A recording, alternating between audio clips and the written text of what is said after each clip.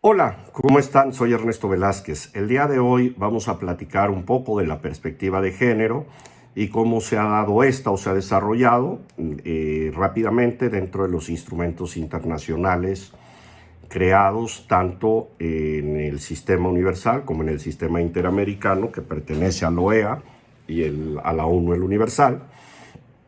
Vamos a platicar muy brevemente de cuáles son los órganos de protección en materia de género creados por estos dos sistemas y platicaremos también rápidamente de la sentencia de la Corte Interamericana de Derechos Humanos en contra de Perú, del caso conocido como Penal Miguel Castro Castro, donde es una de las primeras veces que la Corte Interamericana realiza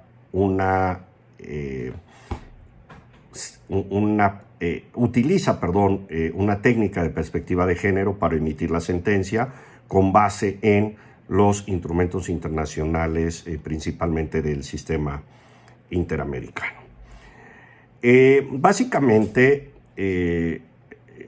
vamos a decir que el sistema universal inicia, como ustedes o la mayoría de ustedes saben, con la Declaración Universal de los Derechos Humanos. Esta se da en 1948, recordando que se vuelve o empieza a ser vinculante a partir de 1966, si mal no recordamos. Y de ahí empieza a haber una progresión dentro de los derechos humanos en general, basados en dos instrumentos más, que es el Pacto Internacional de los Derechos Económicos, Sociales y Culturales y el Pacto Internacional de los Derechos Civiles, Políticos, que más o menos entraron en vigor en 1976. Si mal no recuerdo, es así.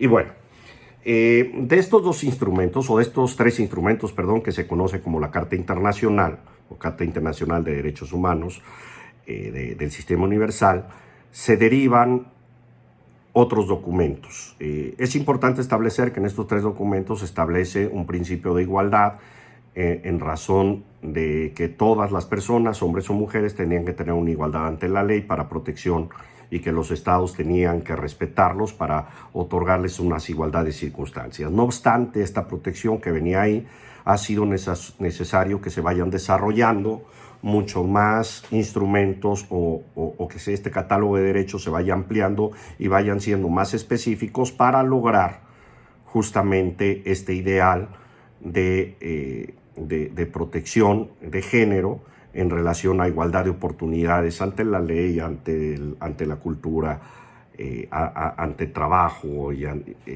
logrando esta interrelación que siempre se ha perseguido de que hombres y mujeres son iguales ante la ley, no por una cuestión de sexo o de roles, sino por el simplemente hecho de ser personas. ¿Okay? Les decía, estos derechos se han consagrado o han venido generándose en el sistema universal. Se crea lo que es la Convención sobre la eliminación de todas las formas de discriminación contra la mujer y los protocolos facultativos que derivan de ella, siendo importante establecer que existen también varias conferencias que se han dado para protección o para discutir la protección de estos derechos. Una de ellas es la Conferencia Mundial de Viena y la otra es la Conferencia Mundial sobre la Mujer de Beijing. De estos instrumentos se han derivado pues prácticamente cuatro organismos internacionales en el sistema universal. El primero de ellos y el más importante, pues el Comité de la CEDAW, ¿no? El Comité de la Convención para eliminar todas las formas de discriminación contra la mujer. Está una relatoría especial también de la ONU encaminada a derechos de la mujer. Está la División para el Adelanto de la Mujer. Esta busca básicamente lograr condiciones igualitarias para que las mujeres puedan irse adelantando. Y por último, en este sistema tenemos la Comisión de la Condición Jurídica y Social de la Mujer, que es muy parecido a lo que hace el Adelanto de la Mujer. Sin embargo, en esta comisión lo que se busca es dar asesorías a los estados para el establecimiento de políticas públicas relacionadas con perspectiva de género y de igualdad de género. Posteriormente pasamos al sistema regional. En el sistema regional vamos a encontrar que inicia con la Declaración Americana de los Derechos Humanos, y después de esta declaración viene la Convención Americana, también conocida como Pacto de San José, de las que a su vez hay en igualdad de circunstancias que con el sistema universal es necesario venir aplicando o venir desarrollando más documentos, y se crea la Convención Interamericana para sancionar y erradicar la violencia contra la mujer, también conocida como la Convención de Belén do Pará. De estos documentos se establecen 3 órganos internacionales de protección. El primero es la la Comisión Interamericana, después viene la Corte Interamericana de Derechos Humanos y después la Relatoría Especial para Derechos de la Mujer, que pertenecen a este sistema americano de la ONU. Es importante establecer que lamentablemente se necesitan agotar los procedimientos internos para tener acceso a esta expectativa de justicia ante estos órganos internacionales. Sin embargo, en el sistema interamericano se ha permitido que al llegar a la Corte Interamericana la víctima pueda defenderse o pueda actuar a través de un abogado que no necesariamente sea la Corte Interamericana de Derechos Humanos, y eso es un adelanto trascendente porque pues, ha sido como se han podido generar estas concesiones jurídicas que han permitido ir avanzando en la misma Corte Interamericana para sacar sentencias con perspectiva de género que van permeando en los estados. De ahí que entramos al caso del penal Miguel Castro Castro contra el Estado de Perú. Esta sentencia es trascendente porque es la primera vez que la Corte Interamericana realiza una sentencia con perspectiva de género.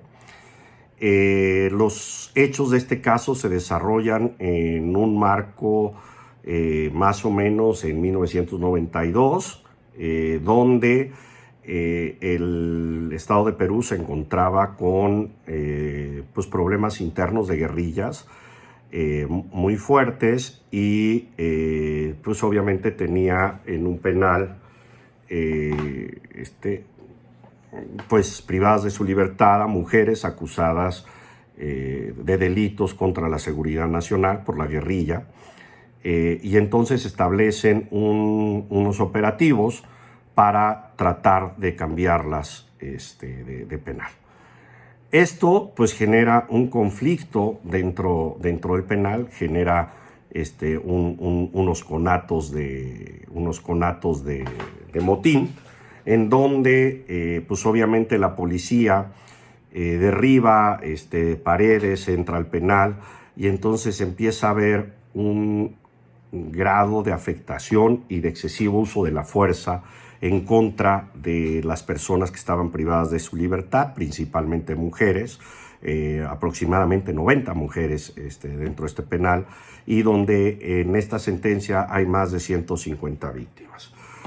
Lo trascendente de esta sentencia es que pues, es la primera vez que la Corte Interamericana utiliza la Convención Interamericana para sancionar la tortura, y la Convención Interamericana para prevenir y sancionar y erradicar la violencia contra la mujer. Básicamente, los derechos que la Corte estimó violentados en esta sentencia derivan de agresiones sexuales, crímenes de lesa humanidad, derecho contra la honra y la intimidad, derecho a la integridad personal, derechos principalmente de las mujeres, ¿no? En cuanto a dignidad humana, en cuanto a garantías judiciales procesales, en cuanto a libertad de conciencia y religión, libertad de pensamiento, ya que estaban en condiciones infrahumanas, donde se hace una diferenciación muy específica en que, aunque todos estos actos fueron aplicados tanto para personas de sexo hombre como para personas mujeres, las afectaciones eran diferentes para ambos sexos. De ahí la trascendencia de esta sentencia y cómo permea dentro del sistema americano para después pasar a la sentencia, por ejemplo, la más importante para mí dentro de perspectiva de género, que es la de Campo Algodonero contra México, porque en esta sentencia es donde se empieza a establecer cómo deben practicarse protocolos de investigación de perspectiva de género en casos donde estén involucradas mujeres. Básicamente, bajo la debida diligencia de perspectiva de género, atendiendo a la vulnerabilidad de las partes y a las aspiraciones de justicia de los ofendidos, bajo un concepto muy sencillo que la Corte tiene muy desarrollada, que es el derecho a la verdad. Les agradezco mucho su tiempo. Gracias.